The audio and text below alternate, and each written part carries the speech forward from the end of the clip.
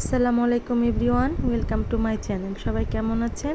আশা করছি ভালো আছেন। আমিও ভালো আছি আলহামদুলিল্লাহ। ঘুম থেকে উঠেই দেখি এরকম বৃষ্টি পড়তেছে।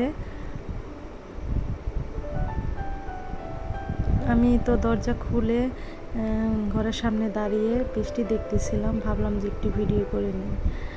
তো ভাবলাম একটু খিচুড়ি রান্না করব, কিন্তু ঘরে দেখি একটু কাঁচামরিচ নাই। তো বৃষ্টি একটু কমার জন্য অপেক্ষা করতেছিলাম। তো বৃষ্টি যখন একটু কমে গেল, তারপর আমি বাগানে চলে আসছি। বাগানে অনেক কাঁচামরিচ আছে, এই জন্য আর বাজার থেকে কাঁচামরিচ কেনা হয় না। কাঁচামরিচের এখন বাজারের যে দাম, তাতে করে কাঁচামরিচ কেনার কোনো প্রশ্নই আসে না, যেহেতু আমার বাগানে আছে। তো আমি মাঝে মাঝে কী করি, এসে একবারে একটু বেশি করে উঠায় নিয়ে যাই 2-3 দিনের জন্য, নিয়ে ফ্রিজে রেখে দিই। 2-3 দিন খাই, আবার দেখা যায় যে 2-3 দিনে আবার মরিচগুলো খাওয়ার উপযুক্ত হয়ে যায়, তো আবার তুলে নিই।